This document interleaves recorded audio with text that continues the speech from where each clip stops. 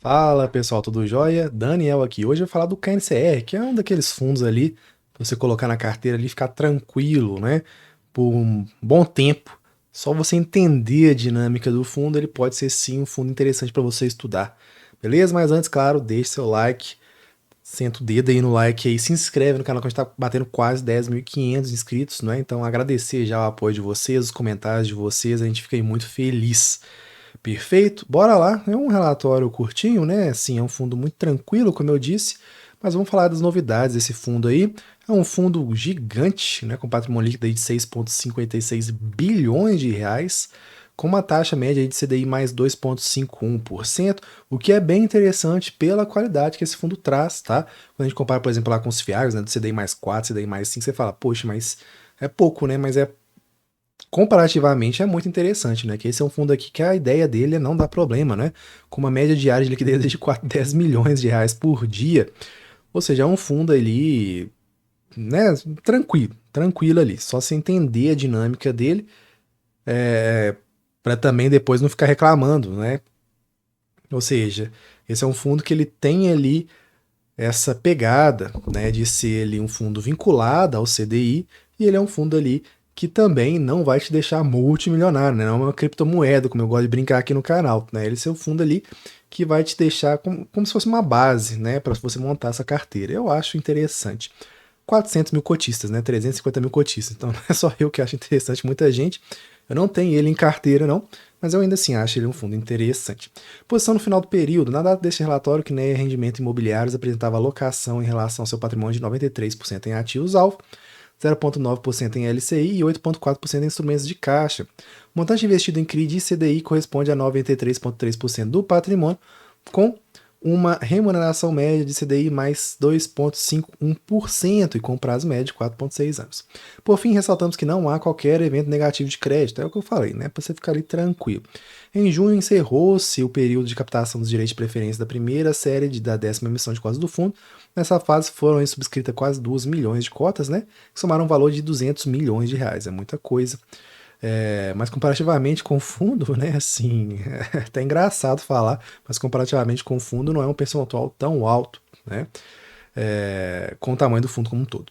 Além disso, no mesmo mês ocorreu ali a liquidação da primeira série da oferta, tendo captado a captação totalizando aí 780 milhões de reais até esse ponto. Bizarro, né?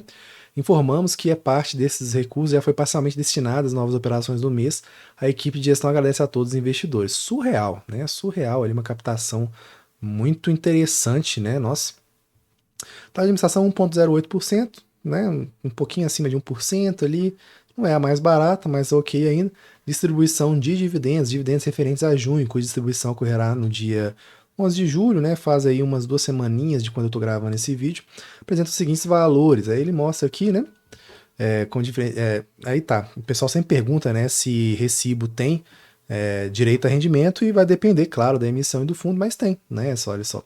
Você pega aqui o ticker 13, que é 0,7, e as sobras do direito de preferência, que é o ticker 14, 0,2, ok? E com o ticker 11, né, das emissões anteriores, aí o rendimento de R$ 1. Os dividendos de R$ 1 por cota representam uma rentabilidade isenta de imposto de renda para pessoas físicas de 0,98%, considerando a cota média de ingresso. Um ponto aí interessante de se falar desse fundo é que o Copom deu uma segurada, né, na redução da taxa Selic. Então esse fundo muito provavelmente vai se manter ali mais estável até o final do ano, pelo menos, beleza? Principais movimentações da carteira: desde o último relatório, realizamos investimentos nas novas operações de CRI, no valor total de 240 milhões de reais, né? Que, como eu disse, né, assim, é até engraçado falar isso, porque você está falando aí de quase 300 milhões de reais, mas comparativamente com o valor total do fundo não representa ali, né, um percentual tão alto assim esses valores, né? Então é um fundo ali muito robusto, né, com musculatura ali, uma das maiores de todas que a gente tem no nosso mercado, e que ele pega, né, taxa de CDI mais 2,6, 2,05, 2,4%, é isso. Não vai ser, nossa, né, aquela taxa super alta não, mas já batendo o CDI já é interessante no Brasil, né? O Ibov não consegue bater, vários fundos de investimento não conseguem bater o CDI no longo prazo, tá? Então é interessante. E são ali, como eu disse, né? Créditos, primeiro, volume altíssimo, né? 100 milhões, 81, 60, né? Altíssimo para uma pessoa física, né? Em comparação com o fundo, como eu disse, já é mais tranquilo percentualmente, né? Então são volumes altos que outros fundos não conseguiriam fazer, com certeza não. Isso aqui já é o tamanho, só essas operações já são o tamanho de alguns fundos de investimento. E são créditos mais tranquilos, né? Mais seguros, assim, beleza? CDI, né? Esse é um fundo de CDI, pessoal, tá? Então é essa a dinâmica que você tem que entender. Então, CDI caindo, né? Caindo a Selic, caindo no CDI, ele vai ter sim uma queda no rendimento nominal dele, beleza? Mas aí é isso, né? Você pode pegar esse fundo, como eu sempre falo aqui no canal, e, por exemplo, ter o Canip, o KNCR, né? Não é uma recomendação nem nada do tipo, mas é só uma reflexão, né? Você pega os dois ali, você pode fazer uma alocação tática. Pô, então eu acho que a Selic vai dar uma aumentada, dou uma turbinada a mais do KNCR. Pô, eu acho que a inflação que vai aumentar, Canip, por aí vai, né? Caso você queira um meio de campo ali, você pode ir ter um Kines Securities, né? O KNSC, e tá tudo certo, né? Desde que você entenda a estratégia, que eu falei lá no início do vídeo, beleza? Liquidez não vou nem falar, né? A não ser que você seja sei lá, o Cristiano Ronaldo, né? Você não precisa preocupar com isso, não. Informações de contabilidade, muito tranquilo também. Despesas do fundo aqui comparativamente com os resultados de CRI, muito controlado, tá? Ele fala aqui sobre a decisão do Copom, né, de manter a 10,5, deu uma desacelerada, né? Deu uma desacelerada aí. Tava caindo, né? Foi caindo a taxa Selic, a gente achava, inclusive eu achava que para falar a verdade, eu achava que ia sair dos dois dígitos, né, que ia baixar dos dois dígitos, só que agora, com essa piora do cenário fiscal, eu já acho que vai ficar, né, acima dos dois dígitos aí. Em relação aos rendimentos mensais, né, Gross Up, para quem não sabe, ali é o rendimento tributável equivalente, ou seja, você compara com investimentos que têm imposto de renda, que claro, né, quando você tem imposto de renda, isso diminui a sua rentabilidade, obviamente. Ele compara com esse aqui aí 146% em relação à taxa DI, né, em percentual a taxa DI. Então, é isso, né, um fundo muito tranquilo ali, uma cota de 106, tem ali um spread de 0,99. Deixa eu ver quanto que tá a cota dele hoje. 105,39, né? Então tá um pouquinho ali. Tá por aqui, ó. Tá entre 105 e 105,50, né? Então você tem um pequeno spread ali do CDI, que como eu disse, né? Você bater o CDI não é fácil, não. Percentual da carteira super diversificado, né? Olha o tanto de CRI que tem aqui. Por isso que eu sempre falo, né? Inclusive a gente já fez live sobre isso aqui no canal. Pensando, não, eu vou olhar CRI por CRI e tudo mais. Você vai fazer o que da sua vida se você for fazer isso, né? Porque cada CRI desse são dezenas de páginas de contrato e eles têm contratos vinculados, né? Né? Às vezes tem CRI ali de mais de 100 páginas. Então, o que você tem que entender é a estratégia geral do fundo, né? Você tem que deixar isso aqui para o gestor fazer, né? Pegar todas essas diversificações aqui de dezenas e dezenas de CRI.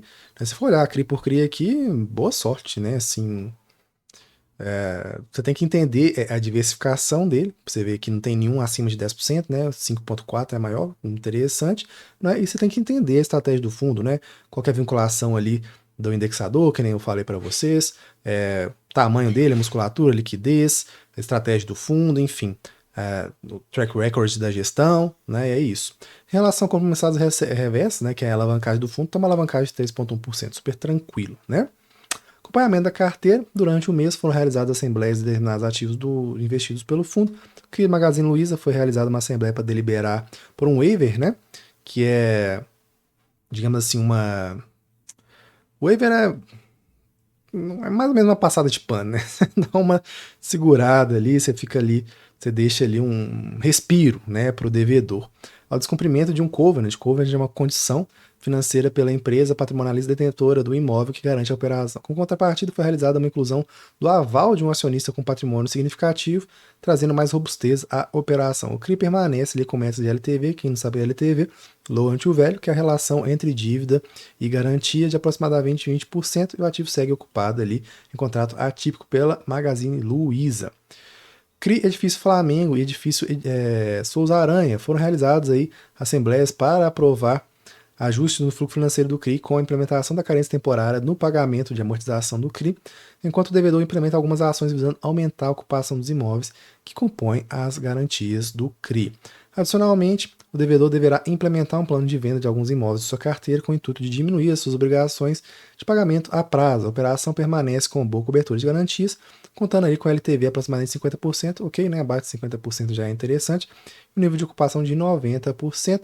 E aqui ele fala o resumo dos ativos, né? Você pode olhar aqui os LTVs, quanto menor, melhor, né? Tem 50, 31, 48, já é interessante, mas no mais, né, você entender ali a dinâmica do fundo já é bem interessante. Beleza, pessoal? Então é isso, né? Vou passar aqui até o finalzinho. Eles sempre mostram aqui em relação à segurança versus retorno, o KNCR está bem aqui, né? Menor risco, menor retorno, vinculado ao CDI, né? Esse gráficozinho aqui. Então é um fundo, como eu disse, né? Para você dormir tranquilo aí. Pode dar algum problema? Pode, mas né, bem mais difícil ali isso acontecer. É um dos fundos ali que você pode utilizar como base, pelo menos para você estudar na sua carteira, né? Lembrando que nada aqui é uma recomendação. Beleza, pessoal? Então é isso. Espero que tenha gostado do vídeo. Se gostou, deixe seu like, se inscreve no canal e até a próxima.